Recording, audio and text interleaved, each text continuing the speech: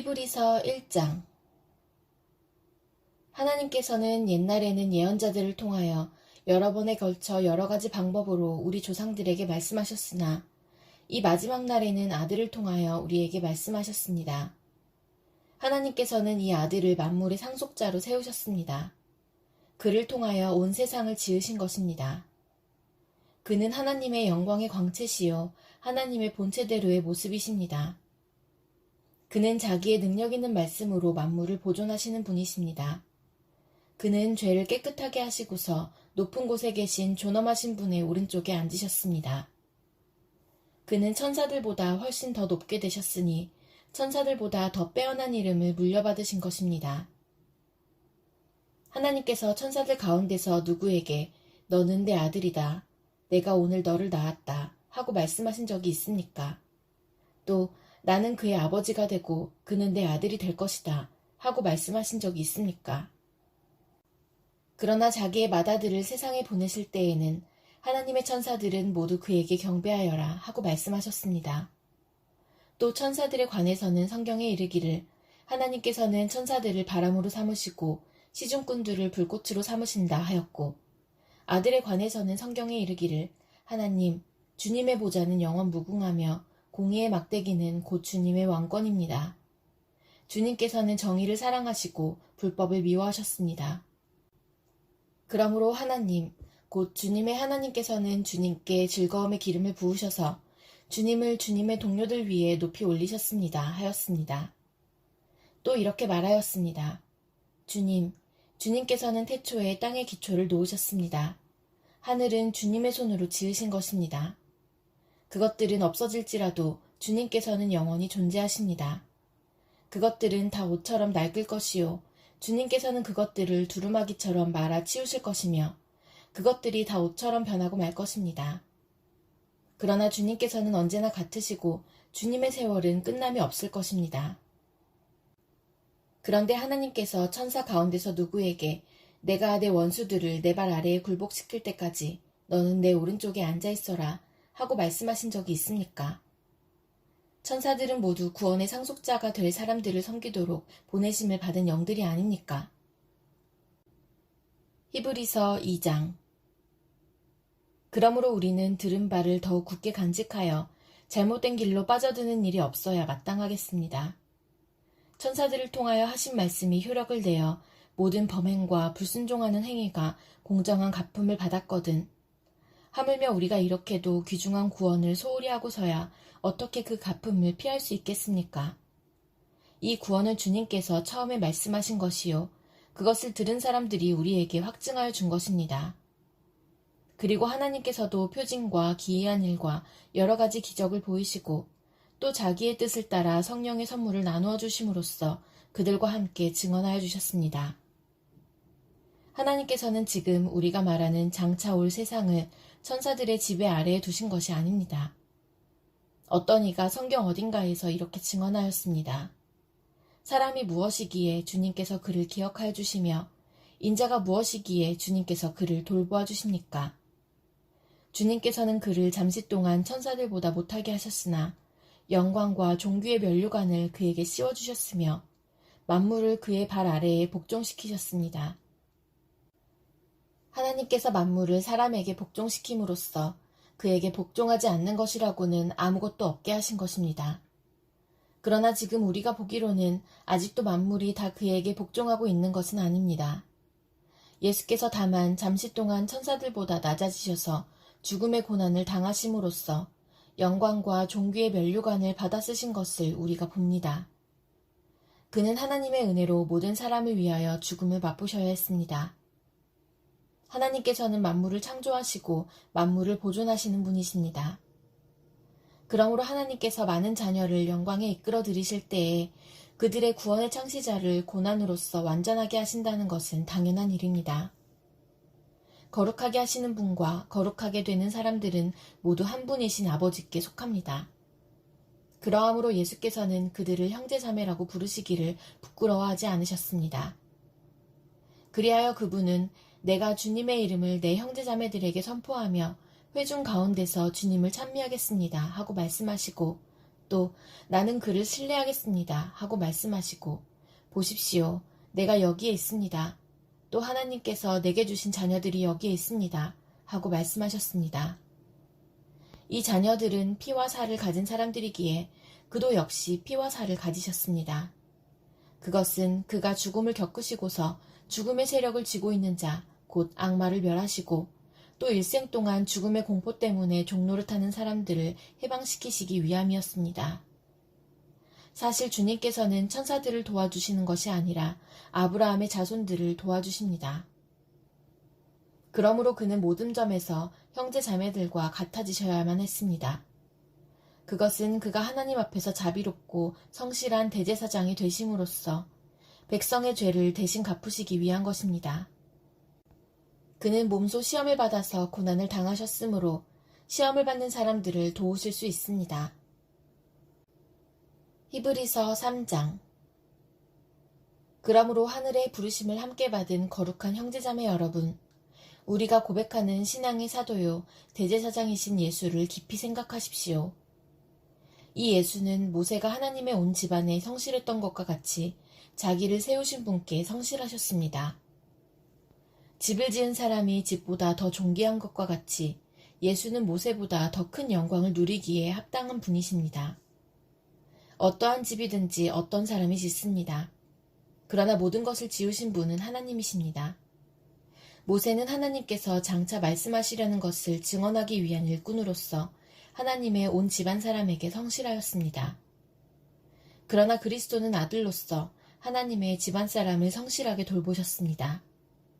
우리가 그 소망에 대하여 확신과 자부심을 지니고 있으면 우리는 하나님의 집안 사람입니다.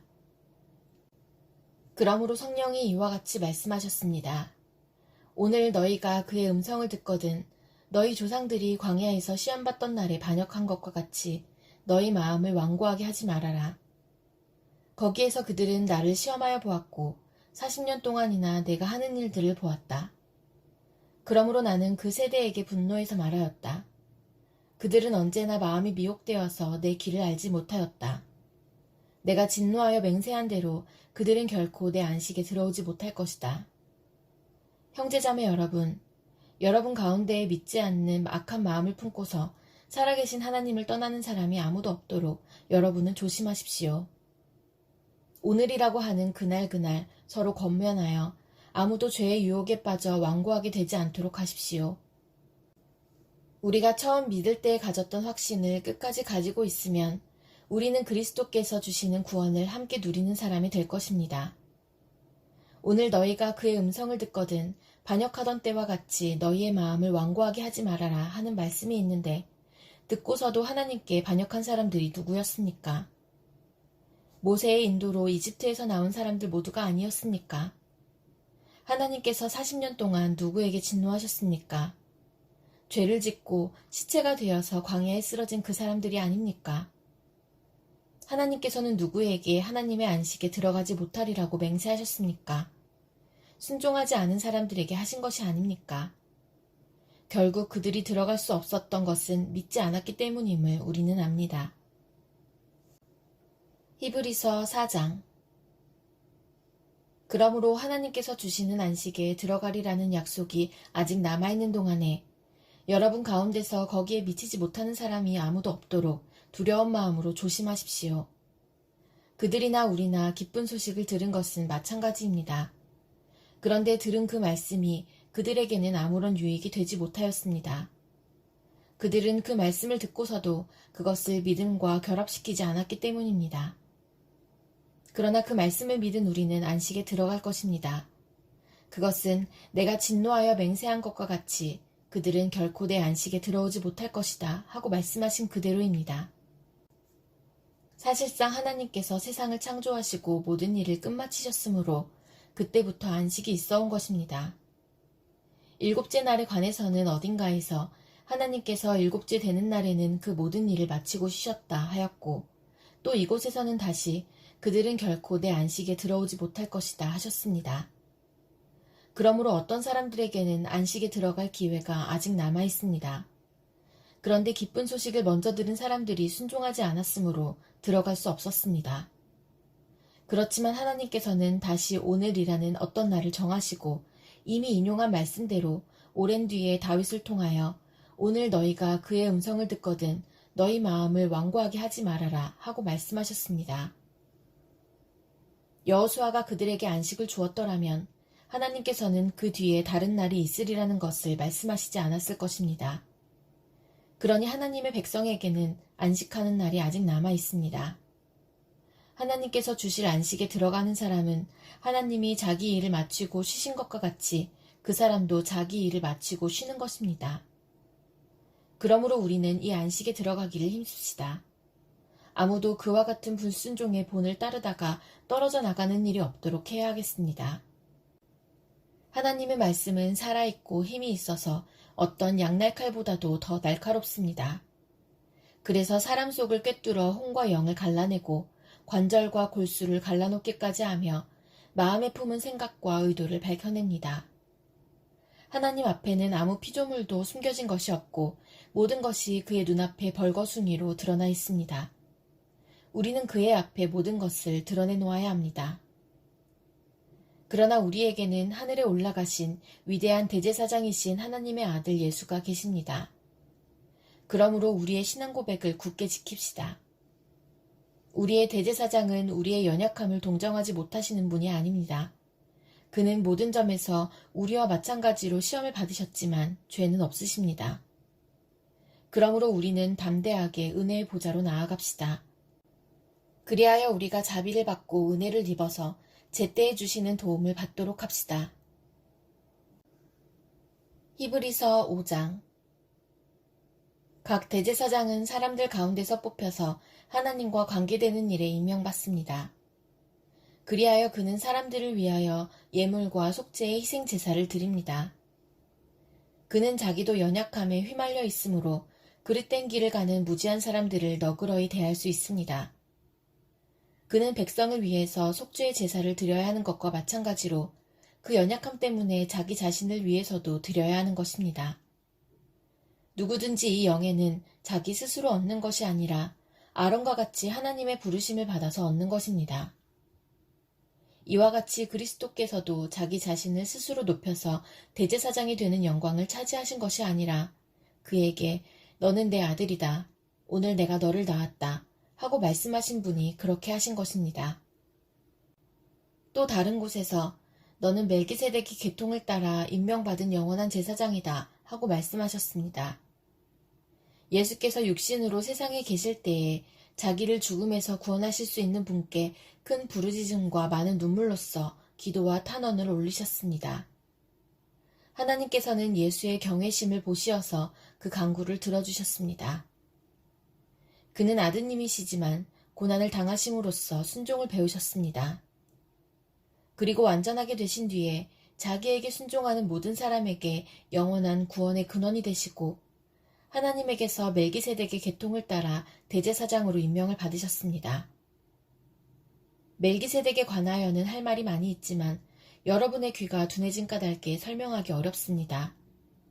시간으로 보면 여러분은 이미 교사가 되었어야 할 터인데 다시금 하나님의 말씀의 초보적 원리를 남들에게서 배워야 할 처지에 놓여 있습니다. 여러분은 단단한 음식물이 아니라 젖을 필요로 하는 사람이 되었습니다. 젖을 먹고서 사는 이는 아직 어린아이이므로 올바른 가르침에 익숙하지 못합니다. 그러나 단단한 음식물은 장성한 사람들의 것입니다. 그들은 경험으로 선과 악을 분별하는 세련된 지각을 가지고 있는 사람들입니다. 히브리서 6장. 그러므로 우리는 그리스도 교회의 초보적 교리를 제쳐놓고서 성숙한 경지로 나아갑시다. 죽은 행실에서 벗어나는 회개와 하나님에 대한 믿음과 세례에 관한 가르침과 안수와 죽은 사람의 부활과 영원한 심판과 관련해서 또다시 기초를 놓는 일이 없어야 하겠습니다. 하나님께서 허락하시면 우리는 그렇게 할 수 있을 것입니다.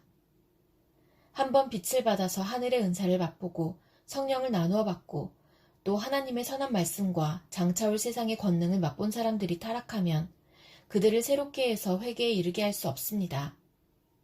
그런 사람들이야말로 하나님의 아들을 다시금 십자가에 못 박고 욕되게 하는 것이기 때문입니다. 땅이 자주 내리는 비를 흡수하여 농사짓는 사람에게 유익한 농작물을 내주면 그 땅은 하나님께로부터 복을 받습니다. 그러나 가시덤불과 엉겅퀴를 내면 그 땅은 쓸모가 없어지고 저주를 받아서 마침내는 불에 타고 말 것입니다. 사랑하는 여러분, 우리가 이렇게 말하지만 여러분에게는 구원에 이르게 하는 더 좋은 것들이 있다는 것을 확신합니다. 하나님은 불의하신 분이 아니므로 여러분의 행위와 여러분이 하나님의 이름을 위하여 나타낸 사랑을 잊지 않으십니다. 여러분은 성도들을 섬겼으며 또 지금도 섬기고 있습니다. 여러분 각 사람은 같은 열성을 끝까지 나타내서 소망을 이루시기 바랍니다. 여러분은 게으른 사람이 되지 말고 믿음과 인내로 약속을 상속받는 사람들을 본받는 사람이 되어야 합니다. 하나님께서는 아브라함에게 약속하실 때에 자기보다 더 큰 분이 계시지 아니하므로 자기를 두고 맹세하시고서 말씀하시기를 내가 반드시 너에게 복을 주고 복을 줄 것이며 너를 번성하게 하고 번성하게 하겠다 하셨습니다. 그래서 아브라함은 오래 참은 끝에 그 약속을 받은 것입니다. 사람들은 자기보다 더 위대한 일을 두고서 맹세합니다. 그런데 맹세는 그들에게 모든 논쟁을 그치게 하여 주고 확정을 지어줍니다. 그래서 하나님께서는 그 약속을 상속받는 사람들에게 하나님의 뜻이 변하지 않는다는 것을 더욱 환히 나타내 보이시려고 맹세로서 보증하여 주셨습니다. 이는 앞에 놓인 소망을 붙잡으려고 세상에서 피하여 나온 사람들인 우리가 이 두 가지 변할 수 없는 사실, 곧 하나님의 약속과 맹세를 의지하여 큰 위로를 받게 하려는 것입니다. 하나님께서는 약속하시고 맹세하실 때에 거짓말을 하실 수 없습니다. 우리에게는 이 소망이 있으니 그것은 안전하고 확실한 영혼의 닭과 같아서 휘장 안에까지 들어가게 해줍니다. 예수께서는 앞서서 달려가신 분으로서 우리를 위하여 거기에 들어가셔서 멜기세덱의 계통을 따라 영원히 대제사장이 되셨습니다.